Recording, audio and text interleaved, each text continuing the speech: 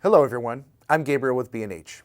As the small and lightweight mirrorless cameras continue to grow in popularity, their lens lineups keep on maturing and multiplying.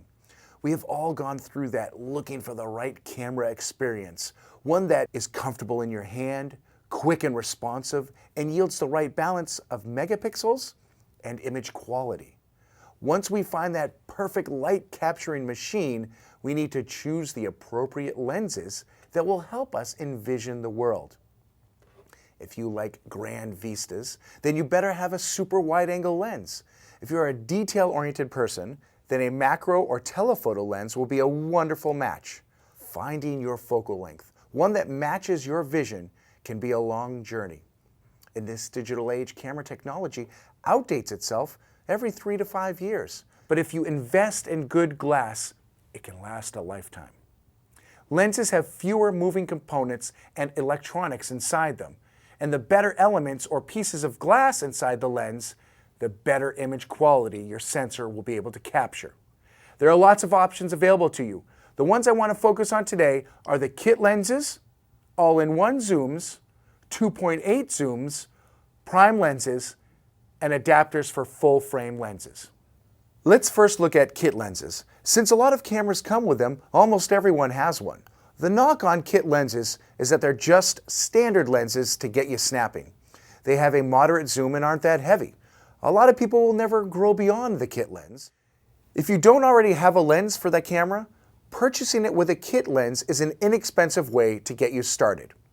Two kit lenses that I feel are raising the bar are the Fujifilm and Sony 16 to 50 zooms. The Fujifilm XC 16 to 50 f3.5 to 5.6 OIS lens comes kitted with the XM1 and XA1 cameras. It has the 35mm equivalent focal length of 24 to 76 millimeters. 16mm is the new standard for wide-angle zooms, and it can be very dramatic in capturing wide-angle shots. Most other kit lenses are 18 to 55, which just has less impact. The lens also has OIS, or optical image stabilization, which will help you get sharper handheld images when the shutter speeds start to slow down.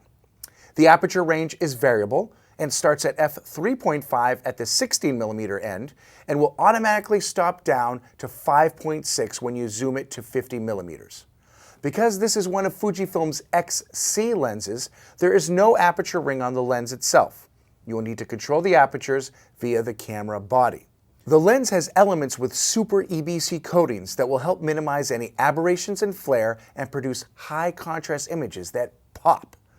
This XC lens uses a stepping motor autofocus system that provides fast, accurate, smooth, and silent autofocusing. This is especially useful when shooting video. Even though the Sony 16 to 50 f3.5 to 5.6 lens has the same focal length, it looks and acts totally different. It is Sony's first retractable zoom lens for the E system. When the camera is powered down, it is a very compact 1.2 inches long, making whatever NEX camera you have very pocketable. And when the camera is powered on, the lens extends out and is instantly ready for action. This lens is the kit lens for the Sony NEX 3N, 5T, and 6. It is a variable aperture similar to the Fujifilm. The lens incorporates Sony's OSS, Optical Steady Shot Image Stabilization, which provides 4 stops of shutter speed correction for blur-free images. It is also Sony's first E-mount lens with an electronically driven zoom. The dual-function control ring is used for both zooming and manual focus. The compactness of the lens makes it incredibly easy to always carry your camera in your jacket pocket, so don't leave home without it. Going on a trip? An all-in-one lens is the perfect travel companion. The 18-200 focal length has been the go-to lens for 10 plus years, with many companies offering their versions of this popular focal length. This super zoom gives you a versatile focal range, which will allow you to take wide-angle shots, portraits, as well as zoom into details from very far away. Let's look at these all-in-one options for micro Four Thirds cameras like Olympus and Panasonic. The Olympus M Zuiko ED 14-150mm f4.0 to 5.6 zoom lens is a high-power wide to telephoto zoom that offers amazing optical performance and an extraordinary compact and lightweight design. It is the least expensive of the super zooms because the optical stabilization is built into Olympus cameras, not their lenses. When we compare it to the Panasonic 14-140 f3.5 to 5.6 spherical power OIS lens, we notice that they are both quite compact for such a focal range. Although the Panasonic doesn't have as long of a reach as the Olympus. The Panasonic lens has their new Power OIS built in, which is significantly more effective than their Mega OIS in helping you get a steady shot. It also incorporates a stepping motor for smooth and quiet focusing for photo and video. There is a nice, solid build quality to the Panasonic lens, and it feels ready to be taken around the world. The Nikon 10-100 f4 to 5.6 VR is a compact wide to telephoto lens that is designed for the Nikon 1 cameras. The 35mm focal length is 27 to 270 millimeters, making it an ideal range to take around town. When collapsed, this lens is actually the smallest of all the zoom lenses in this class. It incorporates Nikon's VR, vibration reduction technology, which will help you keep your images blur-free even if your hands are unsteady. Sony offers three 18-200 lenses that are optimized for the NEX system. The 18-200 f3.5 to 6.3 OSSE mount has a 35mm equivalent of 27 to 300 millimeters. It is the smallest and lightest of Sony's 18-200 lenses, yet still feels solidly constructed. Blur from camera shake is reduced with the onboard optical steady shot stabilization. The other two Sony 18-200 lenses are more optimized for video. Most every photographer desires a top-of-the-line lens that has a fast and constant 2.8 aperture throughout the zoom range. However, these lenses tend to be expensive and heavy. Here is a Nikon 24-70 2.8 lens compared to the similar focal length equivalent from Olympus and Panasonic. The beauty of mirrorless cameras is that they are smaller, and so are their lenses. The Olympus M Zuiko 12-40 2.8 Pro lens is exciting Olympians and Micro Four Thirds users everywhere. The maximum aperture is constant across the zoom at 2.8, making it quick and easy to focus in low light. This solid lens is dust, freeze, and drip proof, and the aperture has a 7-blade circular diaphragm that creates beautiful bokeh in low light. Panasonic partnered with Leica to create the Lumix GX 12-35 f2.8 spherical lens. This was the first, and at the time of this video, still the smallest constant aperture standard zoom for a mirrorless system. It has the same 24-70mm equivalent focal length as the Nikon, but comes spec'd with Panasonic's Power OIS image stabilization. This lens delivers excellent image quality from edge to edge. The circular aperture diaphragm will create beautiful background bokeh, and the outside of the lens is splash and dust proof design so you can keep on clicking even in inclement weather. Prime lenses are fixed focal lengths. They are smaller and faster than almost every zoom lens. A prime lens will help you focus your vision. Zooming will be done with your 2 feet, causing you to be closer and more intimate with the subject or scene. Fujifilm has been paving the path of primes, building a whole system around prime lenses. The most exciting one is the recently released Fujifilm XF23 f1.4R lens.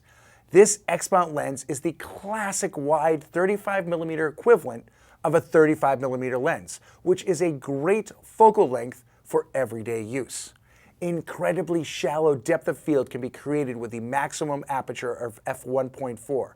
Switching between autofocus and manual is done intuitively by pushing or pulling on the focus ring.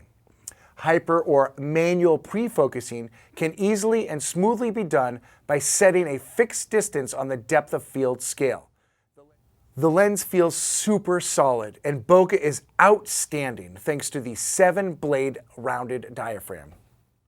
Zeiss is nice, and it has been for over 100 years. Zeiss's first foray into the mirrorless world, the Tuit line, offers lenses for both Sony, NEX, and Fuji X cameras. The Zeiss Tuit 32 1.8 is a 35mm equivalent to a 48mm lens, or what we call a nifty 50. The 50 is the perfect focal length for how our eyes see the world, minus the peripheral vision.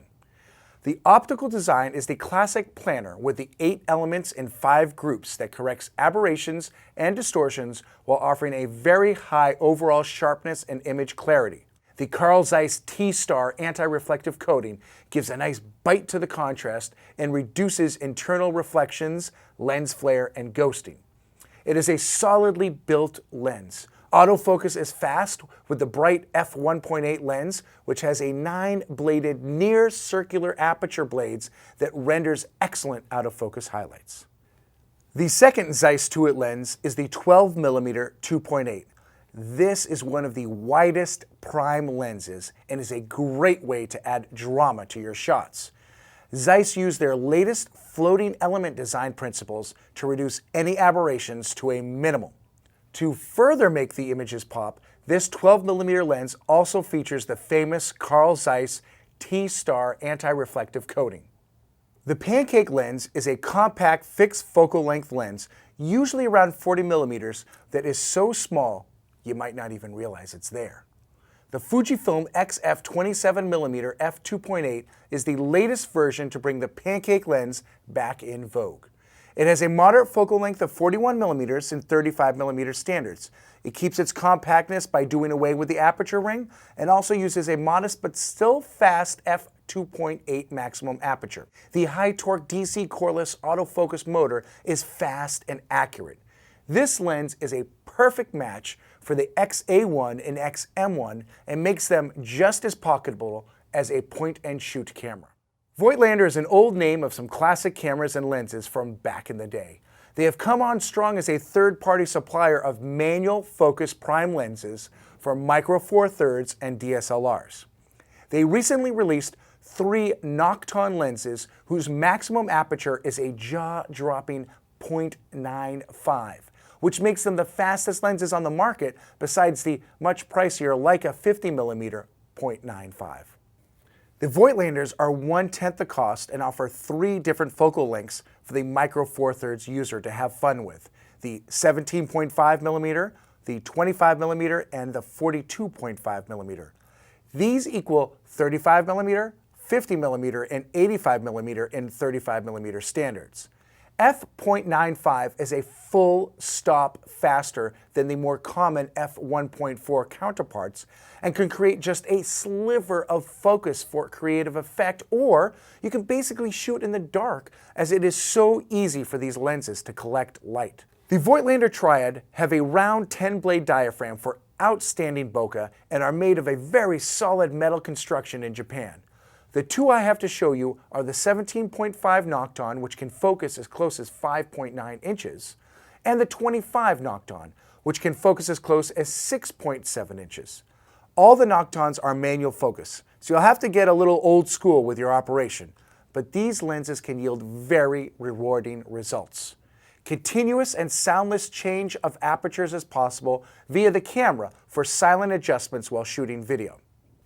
The last prime lens I'd like to focus on is the Rokinon 8mm 2.8 UMC fisheye lens for both Sony NEX or Fuji X cameras. You really can't beat this fun lens, especially for its incredible price point. Fisheye lenses are not ones that we use all the time, but when we do, they often create a nice wow factor. The 180-degree angle of view fills the entire frame. It's not the circular style fisheye. The equivalent 35mm focal length is 12mm. The lens is manual focus, but all you've got to do is shoot at f8 or f11, and everything will be in focus from 1 foot to infinity. What if you already own an SLR and aren't sure of the benefits of the mirrorless camera? Maybe you're hesitant to invest in another system. One of the perks of these smaller mirrorless cameras is that their mounts are smaller than those of DSLRs, so you can use adapters to attach your DSLR lenses onto your mirrorless camera. You will often lose any autofocus capabilities unless you're using the same system adapters like Canon to Canon, Nikon to Nikon, or Sony to Sony. However, I've been having a blast breathing new life into some amazingly old Leica, Contax, and Nikon glass that I had just sitting on the shelf. Metabones makes simple adapters for common manufacturers like Leica, Nikon, and Canon to fit onto Fuji, Sony NEX, and Micro Four Thirds. But they're also the only ones adapting some pretty cool old lenses from Alpa, Contax, Ariflex, Contax Yashica, and Contax G. The only Metabones adapter that retains electronic communication and supports autofocus and auto aperture is the Canon EF to Sony NEX lens mount adapter version 3. Metabones adapters easily and solidly attach the lens to your camera. For example, here is a Leica M to Sony NEX. Metabones has another very interesting product that has been a game changer for me, their Speed Booster. Think of the Speed Booster as a wide angle adapter, as it increases the angle of view by 0.71 times, as well as increasing the maximum aperture by 1 stop. When you use one of these adapters with a full frame lens on an APS-C mirrorless camera, it pretty much eliminates the crop magnification of the sensor and adds a stop of light. So a 50mm f1.4 lens will actually be a 50mm 0.95 lens. Let's look at this Canon EF to Sony NEX. And how classic is this Contax 25mm Zeiss lens on my Fujifilm X Pro 1? I hope this has shed a little light on the ever-growing lens options for you. When shooting, pay attention. Are you often stepping back or wishing you were closer? Look at the metadata on your favorite images. What was the focal length? Take the time to expand your vision and choose the right lens for the right application. I'm Gabriel from B&H. Thanks for stopping by. Whether you're a hobbyist or a professional, B&H has the answers to your questions. Experience a world of technology at our New York City Superstore. Connect with us online or give us a call. Our staff of experts is happy to help.